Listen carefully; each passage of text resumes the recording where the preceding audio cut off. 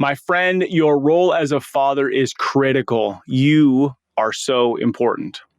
3 nuggets that hit me from my conversation with Jay today are: 1, to serve those in your care, you must first love yourself. 2, the difference between knowledge and wisdom. And 3, the power you will feel as a man is significant when you know your family depends on you. Welcome to Fatherhood Field Notes podcast, where I interview incredible fathers gaining wisdom from their stories for you and I to grow in our craft. I'm your guide, Ned Shout, father to 5 kiddos, currently ages 11 to 17, and husband to my rad wife, Sarah, working on our 20th year of marriage. So yep, I'm in the thick of it, and I am working daily to rebel against the low expectations for fathers and create a world where fathers know who they are as they show up for their families. You and I have the greatest opportunity to impact our world through the way we embrace our fatherhood role. This episode is brought to you by the Adventure of Fatherhood, helping men discover their powerful fatherhood role and build their fatherhood skills. The role of the father is to serve, guide, provide, protect, and of course, find joy and have fun in the messiness of it all. Today's guest is my friend, Jay Morris. I learned so much during our conversation. Enjoy meeting my friend, Jay. All right, Jay Morris, my friend, welcome to Fatherhood Field Notes. Bro, I'm excited for this. How are you today? I'm doing great, Ned. Hey, thank you for the invitation, bro. It's been a long time. I know we tried to hook up a few different times, and you're a busy guy. I'm a busy guy, but man, God makes it work every time. Perfect timing. Yeah. That's right. It's all in the timing. And, I've heard you speak. I think I was kind of mentioning to you maybe 6, 7, 8 months ago when I was more in the weekly Zoom calls for Superhuman Fathers. And I just remember you bringing this level of passion while also deeply connected to an identity and faith, and just found it very encouraging, to bring that level of like, I am a man with confidence. And it didn't feel like a lot of ego. It just felt like I know who I am. Where does that conviction of knowing who you are come from? Bro, you know what? It's only been in the last couple of years, man. I've been an entrepreneur for 27 years. I've been married for 25 years. I got 3 children, Nice. a 20-year-old daughter and 14-year-old son and a 30-year-old son. And I live a good life, man. I've been blessed, man. I've always, I started selling fruit on the side of a road with $50. I was scared to invest. And I made that decision to take that chance, and I flipped it to 150. And then I took that money. I'm like, maybe I should just take it and run. 150 is a lot. That was back in the 90s. And I did, and I flipped it again and turned it into 500. And then I just ended up just keep on flipping. And that's how I got introduced into becoming an entrepreneur. And then from there, I just invested in franchise sub shops and different types of businesses, hair salons, tattoo studios, you name it, man. I was always just hustling. And my biggest thing was always being like, I want to be super successful, I want to be rich, I want to be a millionaire, and I got to a point in my life where around about 45 years old, like we were discussing, like, I'm so pumped that you found, where you wanted to go at 40. You beat me by 5 years, dude. And but that's amazing because I was broken, dude. Like, I mean, I'm sitting in a hot tub. This is where everything happened to me. And again, I'm not coming from like an ego point. People have to understand this because they believe if I just had more money, I would be happier. If I just had more, dude, listen, if you don't have yourself, if you don't love yourself, you have nothing. If you can't serve yourself at the highest level, love yourself at the highest level, you can't serve your family. You can't serve anyone. And I think it's very amazing. I don't want to get too far away from the story, but when I was in this hot tub, I'm sitting there and I'm in a 5,000 square foot gym that I built for my kids, wrestling mats, basketball court, trampoline. I'm on an 80-acre farm. I have rental properties. Things are going good. Got oil and gas stuff going on. I've really worked hard. I'm 45 years old, and I'm thinking to myself, if God would just take my life right now, I'd be fine with that. I don't care if my kids would cry. They're big boys, big girls. They'll figure it out. Never thought about committing suicide, but I think as an early kid, and I want to really go on this because I think a lot of men might even still deal with this, is when I was a little kid around 3 years old up to about 14, I had these voices in my head Hmm. that would say to turn things off and on, switches, touch certain things, clear my voice. And if I didn't do these things, I would die. My parents would die. And so I was compelled to like have to shut a door after coming home from school. All I want to do was go skateboard. And I would go down the street a mile and it would say, turn back around or your family will die or you will die. Shut the door again. And then I would shut it and then shut it and shut it. I mean, this would be hours, dude. I never got to Wow. skateboard. I broke myself. And I got to a point when I was 14 years old.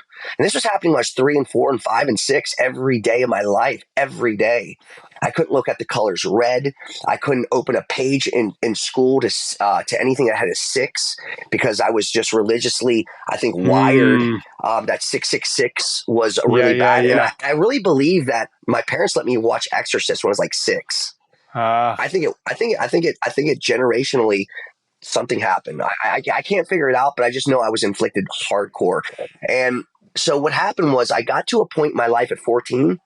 I indirectly committed suicide and indirectly murdered my family thousands of times because this voice would come back into my heart, my soul, scare me and say, if you don't do it, this is going to happen. I said, go do it then.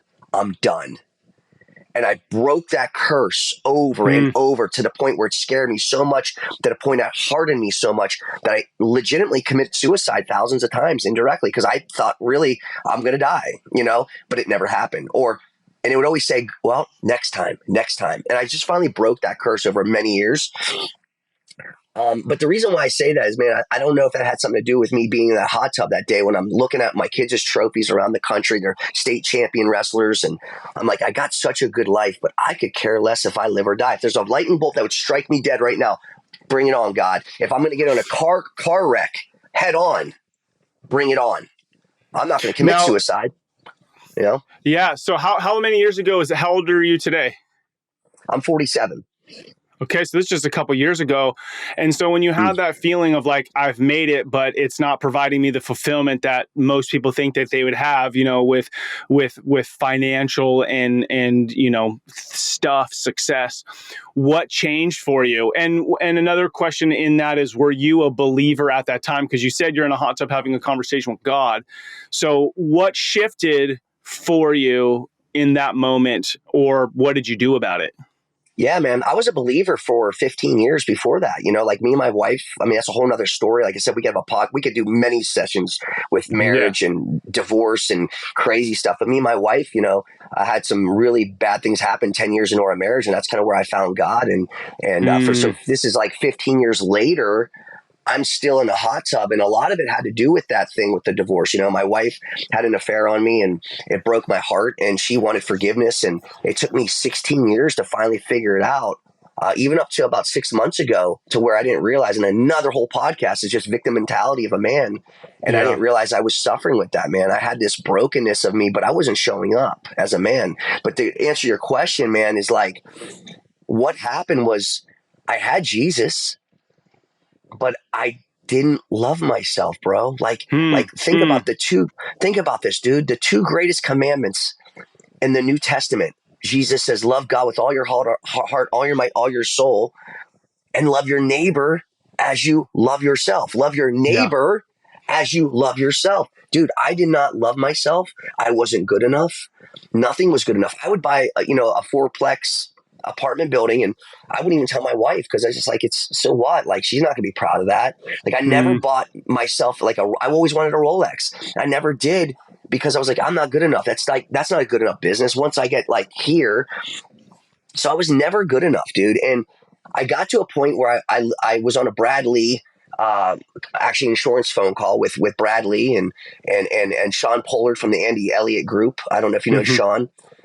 He just talked about being an elite father, showing up for your kids. Why are you just such a piece of crap father and husband? Like, where are you as a man? There's an elite version of you. And man, it broke me.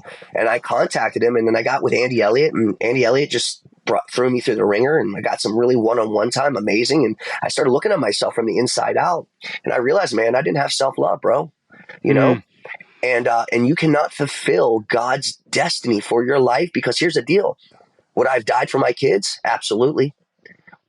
Would I have died for my wife? Absolutely. But guess what?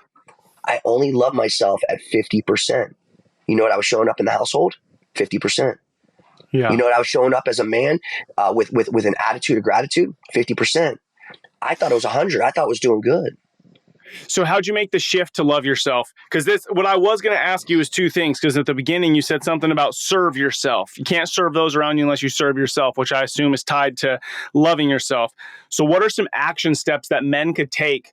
Because we want to serve, we want to be good dads, we want to be good fathers, husbands, blah, blah, blah.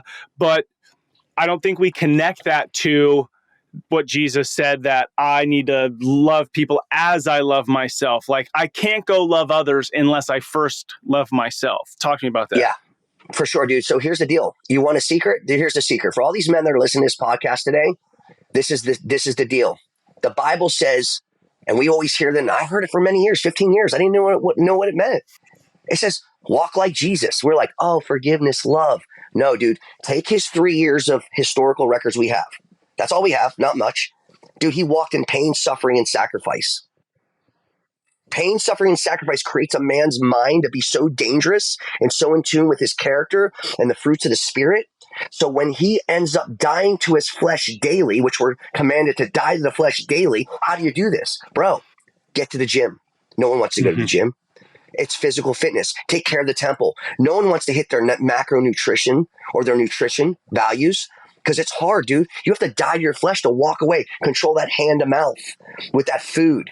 You're in a comfortable house and you got to get to the gym still, or you got to just go down and get some burpees down. Like, no one wants to serve themselves in that respect. And that is the love, the pain, suffering, and sacrifice to just harness this guy, love this guy, everything he is, body, mind, spirit, and all these things. Well, here's what's crazy, Ned, and I'm sure you've seen this on your journey. How much godly knowledge do we get, right? That nudge from God. How do we know it's from God? Normally, we don't want to do it. We go, well, we'll just put that off, right? Yeah. Right? You know what happens, dude, when we die to our flesh daily and we get to the gym, we die to our flesh and we put down that food we know that doesn't serve us and we go after the good stuff, is that we now get wisdom. God says, we're trusted with little, I'll give you much more. People don't get this. He's trusting you with a little bit. Can you just take care of your body? Can you die to your flesh just to take care of you? Which, if you do this, you're going to be amazing, and you're going to see some things that I can't even show you, because I can't trust you with anything. You can't even take control of your damn life. And so here's the deal, dude. When you start listening to the knowledge and applying the knowledge, application works, right? Works. Faith with works is honored. Faith without works is dead. That's why we're walking dead. I go to church. I do all these things. Good for you. I don't see any fruit in your life. I don't see anything of results. You're a fraud. You go to church and cover up. And so the wisdom comes from doing the work. Self-preservation, key. I love it, dude. Taking responsibility for what you do have, your mind, your body, your soul, and how many of us are copying out. Like you said, I'm a 50% dad. I'm a 50%, employee or business owner or husband, because I'm not engaging in the very simple thing that God entrusted me with, which is myself, my body. Okay. So if I do not love myself, so go to the gym, pay attention to food, anything else that you would suggest as steps? Then I'm going to jump into some fatherhood questions. Yeah, man, you got to totally re-brainwash your mind. I love that word, brainwash, dude. People are like, oh, brainwash, that's a cult thing. Dude, listen, no, our subconscious is so wired to believe everything else everyone else wants us to believe and hear and feel. And we don't even realize we need a personal relationship with us. So that personal relationship with us now, see, I believe this. I believe that, how the first commandment says, love God with all your heart, all your might, all your soul, and then love your neighbor as you love yourself. For me, it was almost backward. It's like I had to love myself first, and then I started getting broke down to God show me how much he loved me. And now I love God in a different way of the 15 years I served at the church. I mean, I didn't miss a Sunday. I didn't miss a Wednesday night Bible study. Yeah. I mean, I Yeah. ain't saying I went to church, bro. I am putting it in. And let me tell you something. I don't care if you're putting it in or not. You could be going to church, and if you're a fraud, you're a fraud. Because I can tell a man, and even Jesus says, I know a man by his fruit. And what is his fruit, dude? Like, his fruit is everything you see. It's going to be spiritual growth. It's going to be physical, mental. It's going to be everything. It's going to be the actual body, mind, and spirit. And so, man, it took me a long time to figure this out, dude. A long time. But this is the golden nugget men are looking for. But they don't want to put in the massive action in the work. They don't want to take this mind and brainwash it to start listening to maybe some books that will serve them. They'll listen to them and it will motivate them, but they won't apply them again.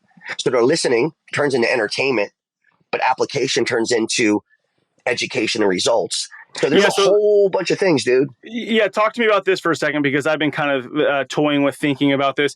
There's so much content out there. I mean, the amount of content of like, what green should I take? What protein should I take? What's the best way to be a leader? Like, oh my gosh, like just anything you want. There's 1,000 podcasts like this, 1,000 blogs, 1,000 books. We are so obsessed with, well, I believe this about that, or I know this about this protein, or whatever. What's the difference in your mind from belief and content to taking action, right? We're talking about two different things. Now, if I want to know about fitness and nutrition, I'm going to physically see that Jay is in a place where I want him to coach me because the way he looks and it's consistent, right? Where you might look at another coach who's like, oh, let me tell you about this, and they're fat and they're not disciplined. Pastor's a great example. I can't stand seeing an overweight pastor. Like, are you joking me right now? How are we talking about discipline? So with that in mind, what's your thoughts around content and action? Yeah, you must. I mean, again, man, I'm going to always go back to the Bible. Faith without works is dead. Okay, we have all the faith. Good. We have all the faith in the world, dude. I mean, we have the internet, dude. We have so many great things. We have all these solutions to problems. Why are men not still getting results? It's because they don't have another man in their corner. Like, for what I do, I'm a mindset coach. I'm not a fitness coach. Listen, muscles, weight loss, they're all free byproduct. The money, if I teach you some business things, they're all free byproducts of loving yourself the highest level and getting a mindset that's so dangerous that hooks up with the heart and the soul and the spirit. And you start seeing like you've never seen before. So like, that's why I mentor. Listen, everyone's got all the information. They just don't know where to start. They don't know how to stay accountable. They don't know how to create good habits. They don't know how to rewire their mind to start thinking and being totally different, dude. And so that's what I do with Morris Mindset with my company, is that I really believe, I got a shirt on that says mindset's everything, because it is. Yeah. Dude, like you believe the power of life and death is at the tip of our tongue. As a man thinketh, he actually can become. And what way are people and men talking to themselves? How do they think about themselves? No wonder they never get any results. It doesn't matter how much knowledge you have. You need wisdom. Dude, there you go. Okay. Go. Keep going. Yeah, you need wisdom. It doesn't matter how much knowledge you have. You need wisdom that comes from doing the work. And then God says, good, I can give you more information because I can trust you with much more now. And we build and we build and we get bigger. Because listen, Ned, myself, you included, every man, if God gave us everything right now that we wanted, we would implode. You would not be able to handle the next level podcast until you figure out how to do this one. Maybe it's something in your family. Maybe it's something with your health, fitness. I don't know. But there's something that if you really truly wanted everything that God had for you, there's something you're going to miss as a man because you haven't put it into action yet. But see, you're a man, and I know I'm a man, that we put it in the action because we realize, and maybe you didn't realize this until now, dude, that like every time you put into action, you're getting godly wisdom, bro. Yeah, and God's trusting you with much more, dude. Like, men don't understand this because they want, I call it the drive-through, this drive-through mentality. I get to order it now, I get to go around the corner, and I get the dopamine spike because I got my food. That's what people 100%. Think success is, relationships is. They think that's how their wives and marriages should be, and they don't want to put any massive action into any of it. Bro, and if not, you will be hammered. And I So, show men dude, how to do this. yes. Okay, so here's what I'm getting. This is what you're teaching me right now. Okay, so I wrote down knowledge versus wisdom. Okay, knowledge is more kind of tree of knowledge of good and evil. It's more like, do I know more than you? Am I better than you? I feel like knowledge can go a lot into just like, do I know the right things, especially in our culture? Like, do I know and believe the right things? Where wisdom takes a different mindset of not an ego mindset of I need to love myself so that I can love others, but it requires me to do the work, right? It's less about what I say, it's more about what I do, because people are going to follow what I do, not what I say. And that's where the wisdom comes from. But you can't have the wisdom unless you love yourself. You won't do the work unless you love yourself. Absolutely. And here's the deal too, man. Fear, Mm, the false evidence is appearing to be real. I love that from Grant Cardone. I read that book, The 10X Rule, 14 times in a row. It took me 2.5 months to do it because I figured the name of the book's 10X Rule. And so what am I going to 10X in my life? Well, I probably should 10X the book first and to do there it you go. 14 times. Brainwash myself with the book. You know why? Because it's got knowledge and wisdom I needed in there. But anyways, the deal is, dude, is like, yeah, you got to be willing to do the work and take the chance. Even the knowledge comes in, right? Maybe it's the wrong decision, but you believe it's the right? Mm-hmm, mm-hmm. Okay.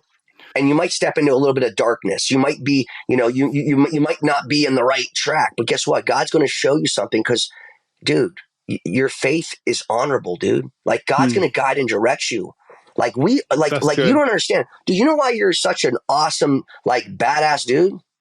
Like, because you are made of darkness. Your Mm, darkness is what created you to become light. Without darkness, mistakes, without losing, we will never be successful in life. Listen, every failure, massive action, every great man in this world, every great invention only came from massive action and loss. And they mm-hmm. found the solution to the loss, to the darkness, and they created light, just like the light bulb, dude. Like the light bulb, it was dark until it was created, but thousands of just it didn't work. Yeah. Okay. And it was massive failure that led to the most amazing invention we have. And not only that, imagine the light bulb when it first lit. Dude, Yeah. he's got two candles right next to him, and it lit and it went out like this because he didn't realize that all the oxidization of our oxygen is corroding, and then we needed a bulb over the light. Okay, so imagine thinking you solved the problem. You're like, it lit, and then it goes out, and you're like, oh my gosh, my invention, candles are better than my invention still. And that's kind of what we go through as men. Like, are you going to give, like, what makes me different than most people? I'm not the savviest business guy. I'm not the richest business guy. I'm not like saying I got it all figured out. But one thing I can tell you, dude, I never give up.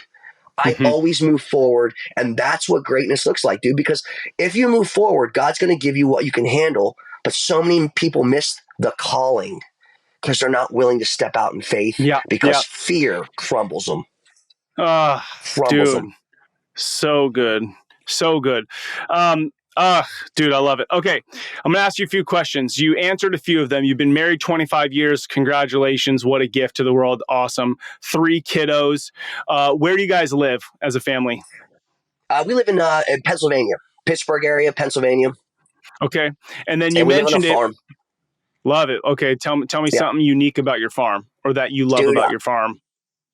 it's just amazing, man. It's a God's blessing. I mean, like it's something that I envisioned that one day I would have 40-acre farm and Mm-hmm. it had to have a pond on it. And then one day, man, we were just looking at property and we thought we found a 40-acre farm, which we did, and the guy was going to sell it to us. And then her grandmother said, I want to, I want you guys to come up and live on the farm here, and I want you guys to take it over. And it had a pond on it, and it was 80 acres. It Wow. was double.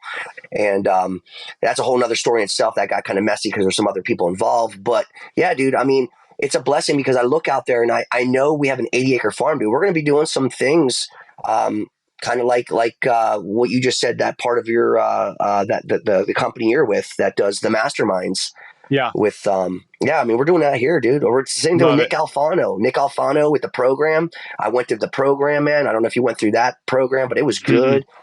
saw the vision. I was with Superhuman Fathers with Kyle, taking the new guys that just graduated 100 days. They thought they were going to come and get some kind of like reward and get some kind of honorable things. Dude, we messed them up with the mindset of realizing who they are as men, and we broke them, dude, to realize what they truly were there for. They thought, again, muscles, weight loss. No, dude, we broke them, and that's what I want to use this farm for, dude. I want to break men. I have an actual graveyard on my property, and I want to walk these men through this graveyard when they come through all around the country. And I want to walk them through and let them realize that this is where they're going to bury their old self, bro. And this new guy, Yeah. 2 days from now, 2 days from now, 3 days from now, you're going to come back and you're going to be born again. You're going to be reborn. You're going to either find Jesus, maybe you won't, but you're going to find you. And from there, we can find Jesus, Yeah. Yeah. Ah, dude, I love it. Yes. Beautiful. Okay. So you explain a little bit about what you do for a living and to provide for the family. Let me ask this question. You have 3 kids. When did you embrace fatherhood? So, you're 47 now. You were 27 when you had your first kid.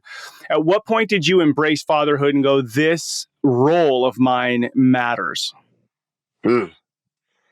Yeah, man. I would say that the moment I told my wife around that age, we're not having kids until I become a millionaire. And I would remember walking up the steps of our house, and I said, "No, dude. When I become a millionaire is when we'll have kids." And I just remember, and I wasn't really. I didn't fall yet with my marriage. I didn't really find God. I grew up Catholic, so I kind of had some intuition of God. I was kind of religious. But I went to that place where something hit me, which is God. Holy Spirit hit me even then, and he said, "So you're gonna bait you? So you believe life, a gift that would just totally change your life? You're basing it on $1 million? Is that it?" And I remember the next day, I looked at my wife and said, "You ready to have kids? Let's go." And I just remember just feeling this, like, dude, I want to be a dad. This is gonna be so great. It's gonna motivate me. It's gonna make me want to work harder. It's gonna make me like want to live for something more than just me. And that's kind of where it hit, man. Yeah. And then obviously you have that little girl, and the first little, that's my 20-year-old. And man, dude, like, yeah, it's amazing when you start being selfless and start giving what happens to your life, man, and it's like that when every walk of life, man, when you start giving yourself, paying it forward, for some reason, the blessing of God comes on your life and starts really, really just taking over, dude. It's epic. Love it. Now, with that, what would you say the role of the father is? So, you made the comment about, can God trust me with my mouth and with my body? Essentially, now He's entrusting you with life itself. He's giving you a kid. With that, what is the role of the father? Man, as a father, dude, for me, it's making sure that everything that I went through, as looking back at having this life of hardness, look at how my parents raised me, is, let me watch horror films and all this. Like, I need to protect my kids' soul, dude. I need to protect, I'm looking at your eyes right now, bro. Now, I don't know, we don't have a great connection, but if we were face to face, and I want you to do this with your wife. This has happened to me at Kyle's place. It blew my mind, bro. I got to speak about it the last day, and dude, you have a soul inside yourself. Like, I looked at people as just me. You're just a man. Like, dude, you're like, I can see a little boy inside of you. Yeah. That makes me love you, like you, and know you like I've never known you before, because I can connect and have a connection with you in those eyes of yours, dude. And so, like, it's so important to realize, man, a kid has a soul. Yeah. It's just, I mean, and it took me, dude, like, my kids wrestle at high level. You realize my kids, I just met my wife last week, and I just met my 2 kids last week for the first time, because I never looked into their soul and realized they really truly had one, and saw the little child in my wife, the little girl that was been abused. I just looked at her as like, golly, this woman's such a pain in my butt someday. Like, I didn't see her for everything she is, man. And I'm telling you, the connection of soul to soul, dude, it's unbelievable. But as a father, I would say, man, we got to protect that soul. We need to raise our children up of just So much bull crap's going on in this world right now. Like kids are so confused. They don't know if they're boys, they're girls. I mean, it's really easy. Just look down. This isn't Yeah. hard. Yeah. Okay. And so it's really important, man, to give your kids the wisdom that has been instilled in us for thousands of years, dude. And biblically, man, like you must honestly, I know it's weird for some men. And if men are listening to this right now and they're like, I don't know where to start, bro.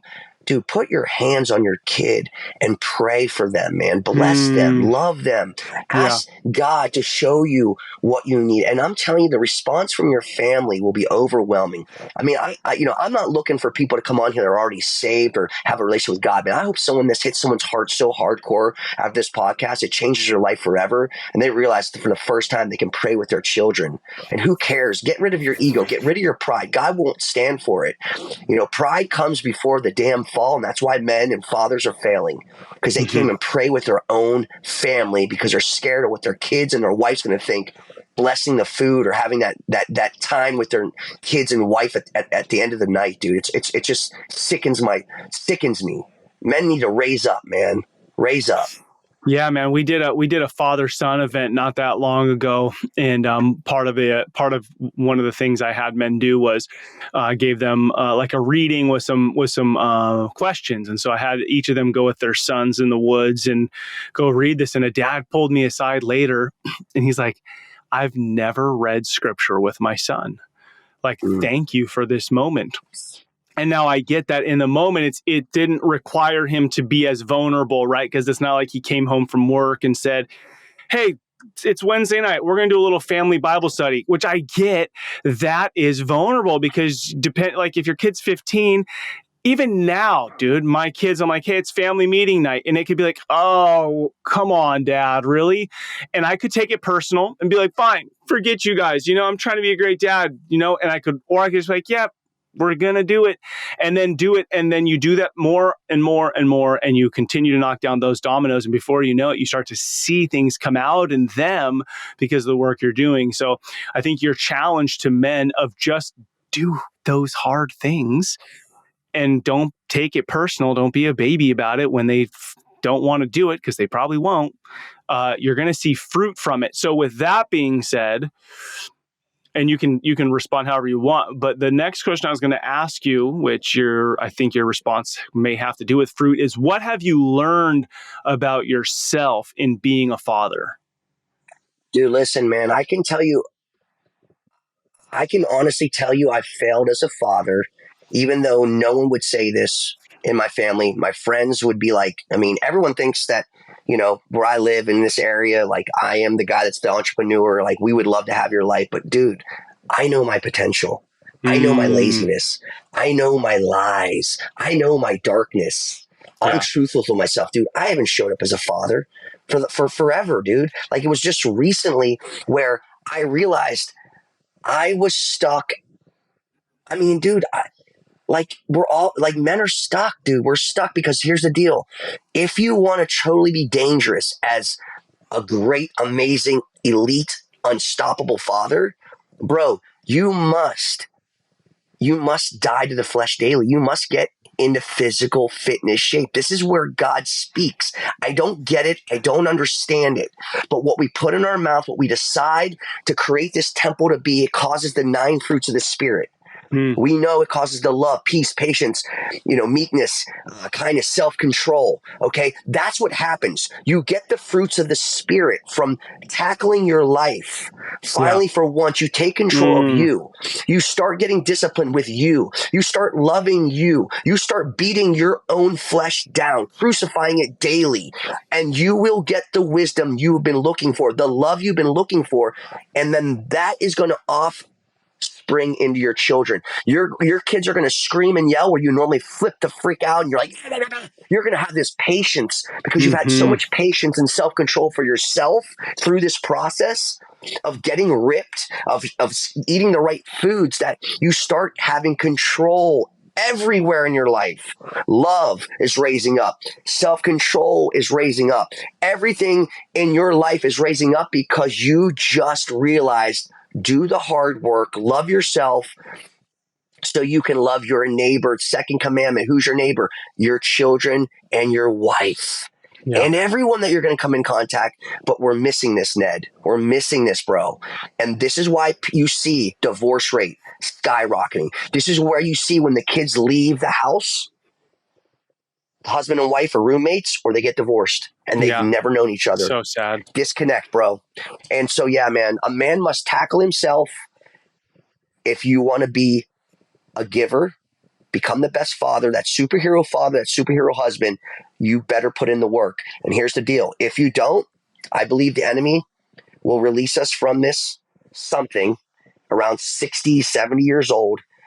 And we're going to be there broken. Like I said, you're not going to know your wife. She's going to probably want a divorce. Your children may not love you or like you, or you're very disconnected.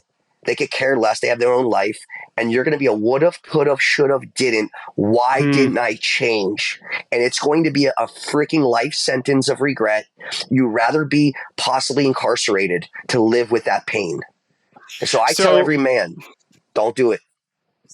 I was, as I was creeping on your Instagram reels, something you said that I thought was pretty cool that goes along with this. Talk about, share what you shared about showing up to heaven and there's another person in the room. Share that. Yeah, for sure, man. And like I said, this comes from education, from books and stuff I read, and a couple of people I really love, and it just resonates with me. And I really believe that we're going to get to heaven, and we're going to be there, and we're going to be in amazement. And I think we're going to see God, we're going to see Jesus, we're going to see the Holy Spirit thriving around, whatever it may be. But there's going to be this third person, which we're going to be just, who is that? We're going to be really like, whoa, what is that? And it's going to be your potential. It's going to be the man you never met. And it's going to be the person you could have become. Now, for me, I want to be able to go to heaven, and I want to look at that guy, and I'm going to know who he is. I know I'm not going to reach it, possibly, but I'm going to at least have I'm going to have a feeling of connection of spirit going, oh, I missed it. Dang it, man. That dude is amazing right there. That's me. But then there's going to be other men that are going to get there, and they're going to have the first amazing, I don't even know if amazing, but it's going to be a lot of regret. They're going to look at that man, and God's going to say, that was you. I created you to go through those trials and tribulations, to go through all that bad stuff, and all you wanted to do was give up every day instead of walking in faith and going through the storms and having peace and joy that surpasses all understanding in the midst of your storms. I had a good prize for you. I had a good life for you. And there it is. And you're like, oh. But I believe that's going to happen a little bit before in your 70s. I think every man's going to have that same kind of thing that's going to happen to them. And that's something that God gave to me. Personally, I didn't read it in a book. That's something that I really believe. That's what scared me at 45 years old, realizing, dude, this might be my last chance. If I don't deal with this and get this guy I know is in there, I can smell it, feel it, man. I could feel it, the regret, dude. And I know every man feels it. They just don't understand how to start. They don't understand, how do I get started, dude? That's where I came in and said, you know what? I'm starting a coaching company so I can pay it forward, so I can show men the truth. This ain't about just getting muscles and business and all this, dude. This is going to be a totally mindset shift. And we need to show these men how to love themselves so they can go and start working on their families. And from there, they can become dangerous, go out in the world and make disciples. But they'll never do that unless they take care of themselves first, bro. Ever. Yeah. Love it. So this can lead to this question that I've been asking a little bit more often lately. You talk about this 65 to 70-year-old man, and that's say 20 years from now. Okay. What kind of grandfather do you want to be? So we talk about being a father, and there's this emphasis on like, yeah, I want to be a great dad. I want to be an elite dad. We understand that. Oh, at least there's conceptually. But I mean, I think even further down the line, like, yes, the world would look different if dad stepped up. But what would the world look like if grandfather stepped up now with some life wisdom, with some extra time on their hands? So with that in mind, what type of grandfather are you going to be? Yeah, man. You know what, dude? That's a great question. Never thought about it, but I mean, I already know the answer. And honestly, dude, like, I want to be the grandfather that broke the generational curses from all the other grandfathers that spoke so much death in their freaking life that says, well, I'm old. I'm old. Yeah. No, dude, I want to be 70 years old and I want to be able to spar in a boxing match with my freaking grandkids and still maybe knock them out. I want to be able to grapple on a wrestling mat with my grandkids and still pin them. You know why? Because I just don't have this mindset that says, well, we're getting old. So let me dig into that, because why? And it's not because, it's not from my perspective of how you answer the question.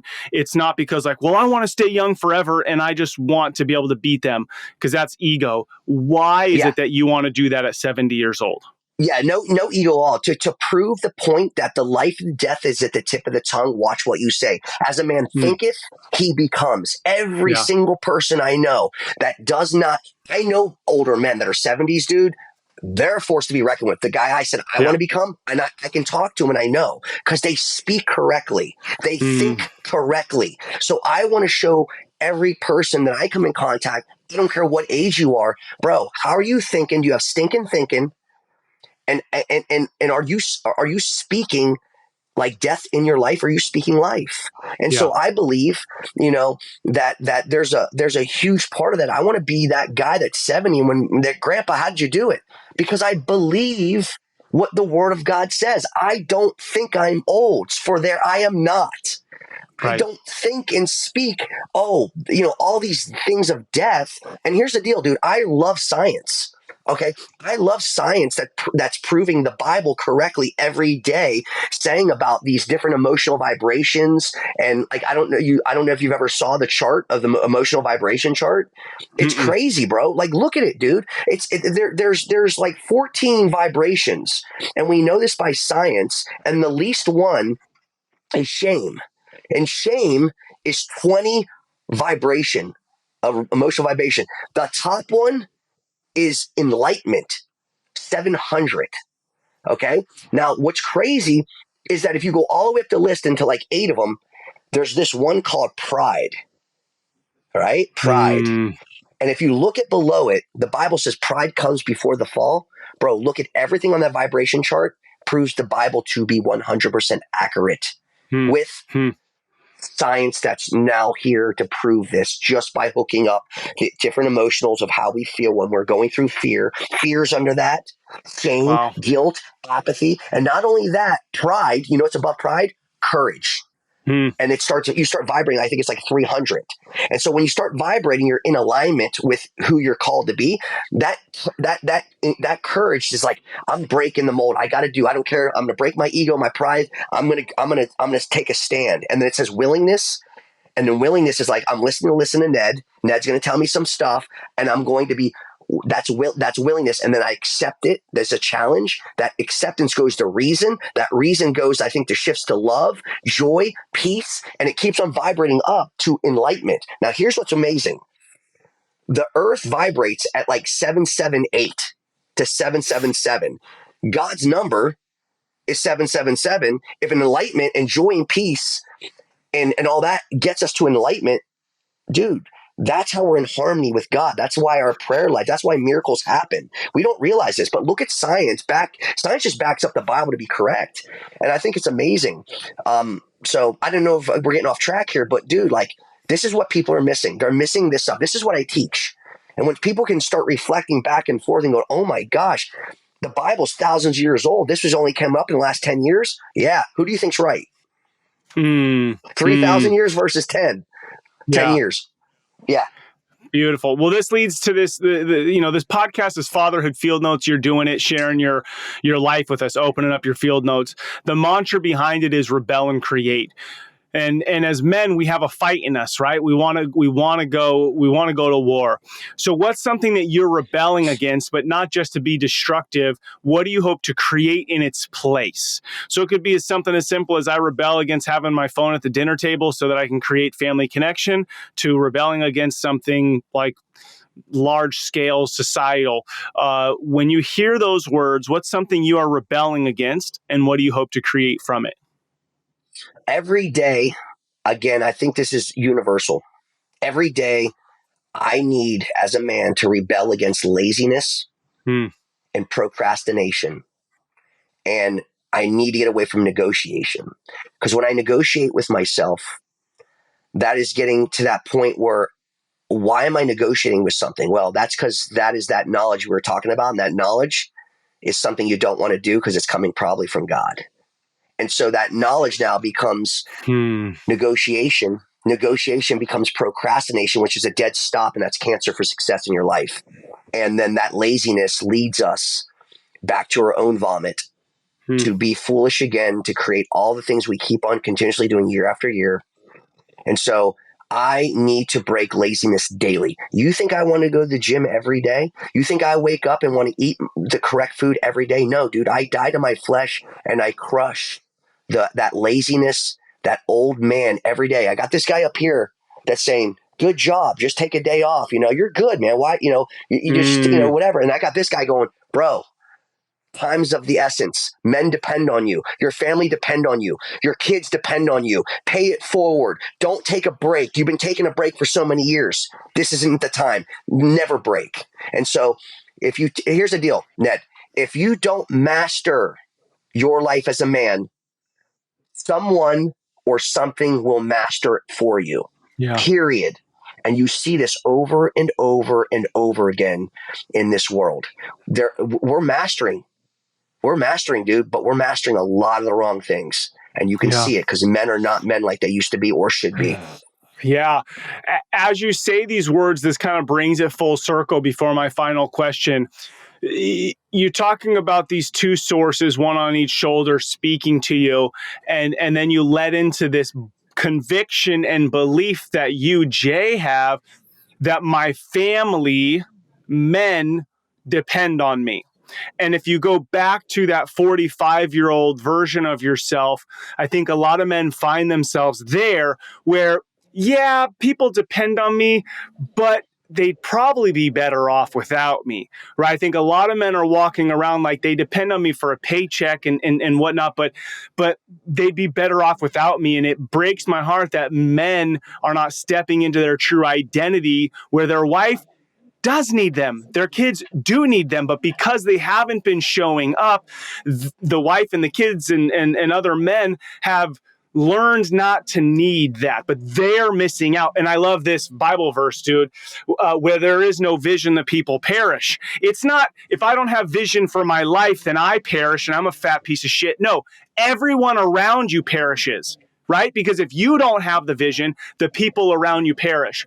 So what comes to mind for you on that? Like if men had a conviction that Jay has, which goes back to your mindset, that people depend on you, like literally people depend on you to show up and do the work.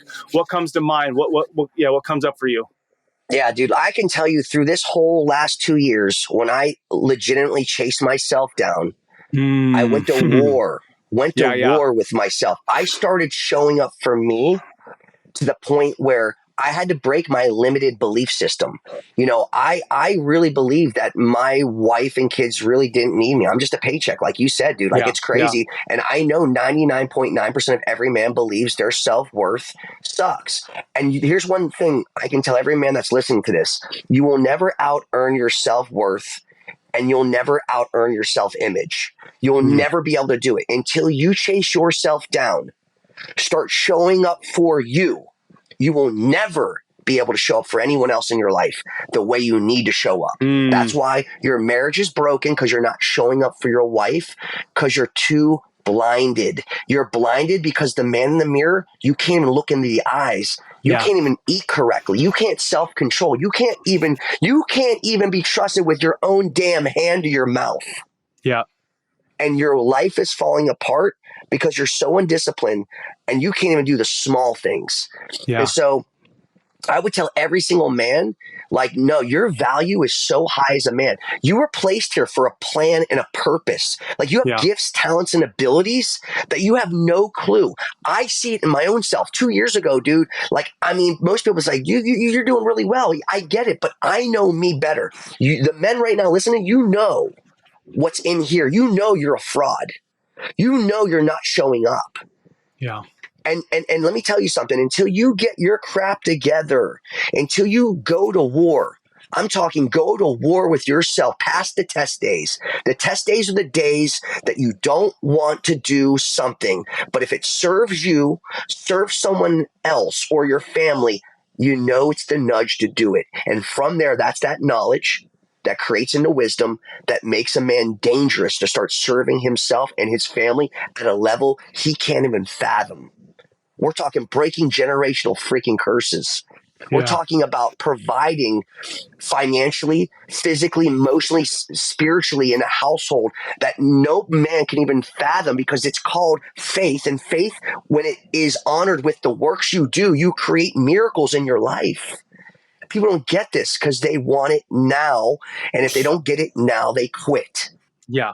Yeah. And you guys are quitting on your families. You guys are freaking quitting on everything that God's given you, and you're trashing your body, you're trashing your wife, you're trashing your children, and you're not showing up. Period. And you're a victim mentality person, and you believe that it's all their fault or the world's fault. No, it's your fault. Yeah. Take Start showing up. responsibility. Yeah, start showing up for yourself. Go from the darkness and start looking at the light. Because that's the Mm. deal, dude. We're dark. And darkness is okay. But let me tell you something. The darkness is what needs to push us towards the light. Yeah. Yeah. It's, and that's the deal, man. But limited beliefs in a man, I'm not worth it. You're being lied to. That's deception. Yeah. That's what the enemy does. Jay, dude, beautiful, man. This leads to my last question. It's a legacy question, similar to the grandfather question, but imagine now, 20, 30 years from now, you are standing out in a street, you're peering through windows into homes, and it's your kids' homes. What is it that you see being played out in those homes where you're just like, oh, just full of enlight. You hit that 777, right? You're just like, okay, I did the work. What is it? What do you see being played out? Man, that almost brought me to tears, bro. I had to hold them back. You made me talk right there before the last 30 seconds, I would have been choked up. Man, I mean, I never thought about it, dude. You're giving me some really crazy questions, and I love them, man. It makes me want to understand myself more and grow more. I don't know, dude. I mean, I would just love to see if I was looking in my kids' mirror in their window and I'm looking through, man. I envision just everyone gathering around and just talking and speaking. They're off their phones. They're not like this, Yeah. disconnected. They're giving each other praises. They're talking about their day. They're crying about bad things, but they're getting prayed for. We're going through this brutal battle of life. But in this home I'm looking through, I see that there's just the unity that I see God. I see God's creation, which is my family and my children, or even other people's families and children, and they are just communing. They're in a community together, and you can just see the light, man. You can feel Yeah. it and it makes you want to cry because you know that they're coming from a special place where they get it and they're not being consumed by the world's bullcrap. Yeah. That Yeah. one more generation that actually got a chance to survive through this craziness we're going through, Mm. and that would be my legacy, I guess, man, to see that, Yeah. Something you said, I want to bring up two things as we wrap here. You said, I want to see them praise each other. And as you were talking, I'm just thinking about that word, to be able to have a sibling praise another sibling, or your daughter praise her husband, or your daughter praise her kids. That is a person who has killed the ego. They're not using manipulation to, right? If I can praise you, I'm in it with you. I fully see you. And that leads to the other word you said of unity. So I like to pick up those little things that come out of somebody because I've never heard that word used before in that context. And then it makes me ask myself, am I praising people around me? Now I might worship some people, and that's not what I'm looking for. I might love some people with a little bit of manipulation because I'm looking for something. But in what areas of my life am I praising people? So thank you for that gift. And then I just love what you saw, bro. And lastly, keep doing what you're doing. The way that you're showing up, open honest, transparent, vulnerable, sharing your life. But then also, right? I mean, we heard you, bro, for the last hour. You're confident, dude, right? Very confident, dude. But then just now with my question, you said, that question made me want to understand myself even more. And I loved hearing that because you're like, dude, this guy's 47. He's got it together. He's teaching other men and he's open to learning. And that's the man who doesn't think he's reached the knowledge. He's still pursuing wisdom. So, dude, keep being that man. Yeah, let me tell you something, man. Every single day, if you're a man that's listening to this podcast right now, dude, I meet a new me. I swear to God, every single That's cool. day. And people go, well, how is that possible? Dude, that's what I show men to do. Like I show people how to construct their entire life, that they have tests every day. And these are the things every day you might not want to do. And they might be a repetitious thing, but you have to understand that every day I want to do something that I don't want to do, which creates the next character of man and discipline in me. And I know, man, I've never met that guy because that guy always throws the towel in. That guy just says or makes an excuse not to show up to the gym or not be able to do this or that or whatever it may be. Every day you have a challenge in front of you, and most people are missing this test day and they're never developing the man they're supposed to become. So every day, man, like even today, I met a new me. This is my first podcast. I'm excited at the same time, you kind of get, I'm nervous or whatever, but like, it doesn't matter because I'm like, dude, I'm called. And that's what I want to make sure that every man, it's not by accident if you get on this podcast. It's not accident that you're hearing words on this podcast that's like doing something to this mind and this heart and this soul. You are called. Every man that resonates to a specific point in their life are being called. The question is, are you going to answer the call or are you going to miss the calling? And let me tell you something. The gates of heaven are very narrow and few find it. So when you hear things like this and you hear a podcast like this, start putting it into action because you're being called. Yeah. And it says the gates of hell are very wide and most travel that easy path. And so, dude, pain, suffering, and sacrifice, walk like Jesus, die to your flesh daily, learn how to love yourself, fulfill the second commandment, fulfill the first commandment. And those two things will make you unstoppable. Guys, You're being called. You're being called. Don't take this podcast and go, wow, what a great motivational. This ain't motivational. This is reality. Yes. Wake the freak up and start moving. Love it. All right, Jay, where can people find you, hear more your voice, hear more your passion? Yeah, man. So everything, Instagram, Morris Mindset, Morris Mindset, Mindset. And then our website, we have a lot of free products, man. Awesome products to get you started for free on morrismindset.com. Facebook, Morris Mindset. And then follow me if you want to just follow, I do a lot of different things as far as my Facebook. It's Gilbert J Morris, Gilbert Jaymorris, and that's kind of where it's my page, my page. Yeah. But yeah, man, anyone that needs to reach out to me, let's get on a call, dude. Like, I'm always open. That's all I do, man. I love talking to men.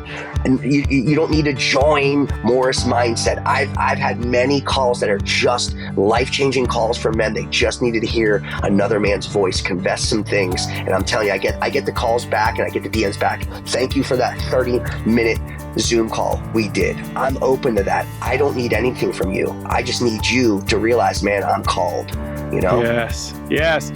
Dude, brother, thank you. I look forward to continuing just to hear the passion, the conviction, the love, and see all that you do.